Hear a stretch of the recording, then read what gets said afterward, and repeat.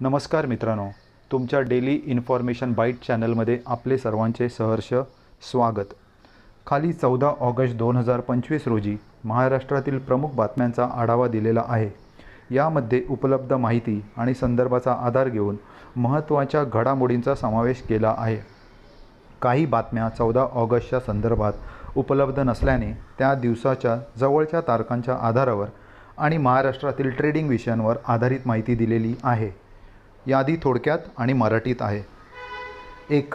रक्षाबंधन सण उत्साहात। रक्षाबंधनानिमित्त महाराष्ट्रातील भावंडाचे नाते साजरे केले जाते। नागपुरात शालेय विद्यार्थ्यांनी 44 बाय 34 फुटांची भव्य राखी तयार केली, जी चर्चेचा विषय ठरली। 2. मुंबईत पावसाचा इशारा। मुंबई आणि आसपासच्या भागात जोरदार पावसाचा अंदाज हवामान खात्याने वर्तवला आहे। पुढील 24 तासात तुफानी वारे आणि मुसळधार पाऊस अपेक्षित आहे। 3. लाडकी बहीण योजनेत बदल। लाडकी बहीण योजनेतून 25,000हून अधिक महिलांची नावे वगळण्याची शक्यता आहे। बनावट वेबसाईट आणि लिंक्सपासून सावध राहण्याचा इशारा सरकारने दिला। 4. नागपूर पुणे वंदे भारत एक्सप्रेस।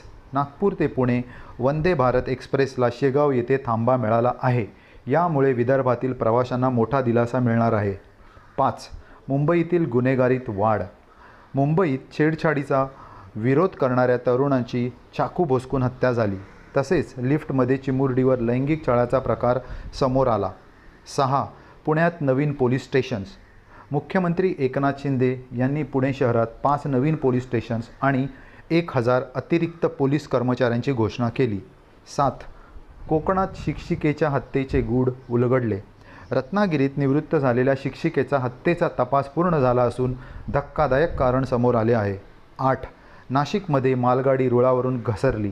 नाशिकजवळ मालगाडी रुळावरून घसरल्याने मध्य रेल्वेच्या लांब पल्ल्याच्या गाड्या खोळंबल्या। 9. सिद्धिविनायक मंदिरात नवीन नियम। मुंबईतील सिद्धिविनायक मंदिरात दर्शनासाठी काही वस्तूंसह प्रवेशबंदी केली आहे। भाविकांनी याची नोंद घेण्याचे आवाहन। 10. पुणे जिल्ह्यात नवीन महानगरपालिका। उपमुख्यमंत्री अजित पवार यांनी पुणे जिल्ह्यात 3 नवीन महापालिका स्थापन करण्याची घोषणा केली। त्यामुळे स्थानिक प्रशासनाला बळकटी मिळणार आहे। धन्यवाद।